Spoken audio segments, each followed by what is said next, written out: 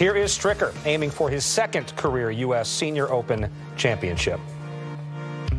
It's great to be able to hop in your car, drive up the road, to compete here, at a place that, I won at 39 years ago. It's pretty crazy that all this time has flown by, but yeah, it's a special spot. This was one of the first golf courses in Wisconsin, kind of like the new design kind of course that we were able to play as junior golfers, and so it's pretty special to be able to come back here full circle, right? To play a Champions Tour major out here is pretty neat. The past year, 2 years, you've been playing very hot. So one, what has been working? How do you make sure that you bring it into this week?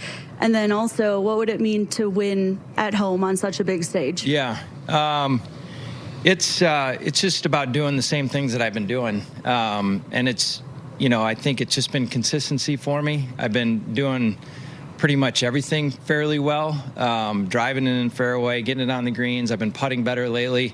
So, just doing everything fairly well. I don't think you got to do one or two things great, but just if you can do everything, pretty consistently, and that's what I've been doing. So, and to win here would mean a lot. I mean, it's a major championship, first of all. It's right here in our backyard, and I've had history on this golf course. So it'd be a really cool spot to win. A little bit different than the majors on tour, just because the point in time of career where I am in my career, I'm kind of just enjoying things a little bit more. Back in those days when we were playing at Whistling Straits or Erin Hills, I felt probably more pressure. Now it's kind of like, okay, let's just go have fun with this, and I got a different perspective on life and golf lately, so it's just let's go have fun and see where it goes, kind of thing. And that's kind of the way I'm playing, and you can play better that way, I think, and I'm enjoying it a lot. I got Nikki on the bag this week; she'll be here, and so it's been a lot of fun. So it's I would say it's a different kind of pressure than, obviously I'm feeling pressure this week. I want to play well. I want to, compete and try to have the opportunity to win. But back then, that's, a different level, I would say, and I felt probably more pressure back then. Stricker is 2 for 2 in majors so far, and this week the third of 5 majors on the schedule, the U.S. Senior Open, again in his home state, Wisconsin, followed by the Colleague Companies Championship at Firestone and the Senior Open Championship this year being played in Wales. Trip Eisenhower is back with us. Stricker had 13 top 10s in majors on the PGA Tour, 1 World Golf Championship win, 2 playoff wins. A, how do you define his PGA Tour career? And B, what kind of a switch did he flip when he got to the PGA Tour Champions? Well, I mean, I think it was a pretty easy prediction to say Steve Stricker was going to have success after 50 with his game.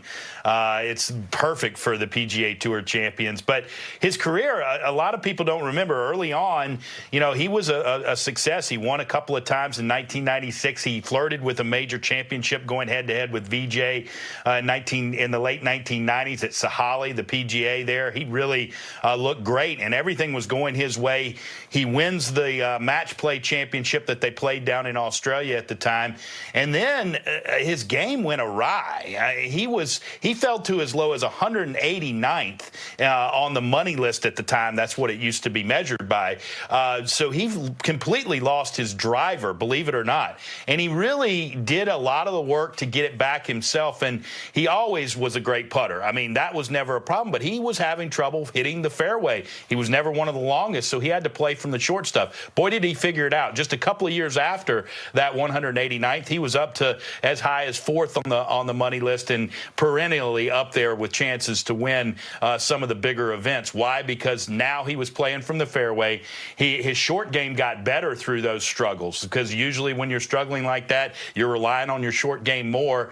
He was always just so good with a wedge. I mean, over the course of his career, probably one of the best inside 130, 140 yards at controlling his distance distance, and it's because of his action. There's not a lot of wrist hinge in there. He doesn't put a lot of spin on the ball, so he's really able to flight it the way he wants and control his distance. And he says he's not putting, he's putting better. When Steve Stricker says he's putting better, he's putting great, because he always putts really, really good. So when he says he's putting better, that means he's rolling it everything in, and that's why he could become the first player in PGA Tour Champions history to win 3 majors in a row this week. And I like his chances because not only does he have a lot of scoring records in this championship, he's playing a golf course he likes, and he's around friends and family, and he usually responds. Remember a Ryder Cup that he was captain of? He did pretty good in that, didn't he?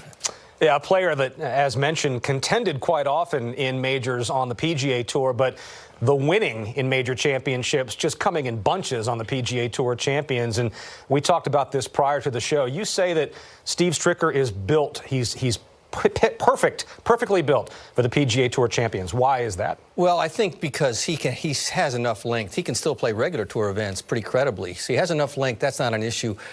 He drives it quite straight. He puts it in the fairway. He's a very good iron player.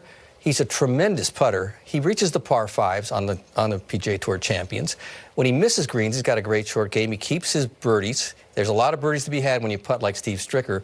And he's got a great temperament. And I think what's added to it is this new perspective that he alluded to about golf and life in particular, because when he got sick in October of 2021, it was quite serious. It was kind of a mystery virus that inflamed his heart, and he lost 30 pounds, and he was jaundiced, and they couldn't figure out what was wrong with him. And, you know, for 6 months he was out of the game and really worried about possibly this being a fatal disease. That went away, and yet he came back, you know, slowly and then quickly. And when he came back quickly, mentally, he was really refreshed and felt like, I'm so lucky to be out here. I'm appreciating it. I'm enjoying it. My family's involved. Nicky caddies for him. His daughter's caddy for him. It's a family thing. And, you know, I think that extra focus towards majors is sort of a compensation for never winning one on the regular tour. I think they mean a lot to him. They make a point that he really was a great player, and it's his chance to really catch up in that regard, and he comes with great focus and great attitude.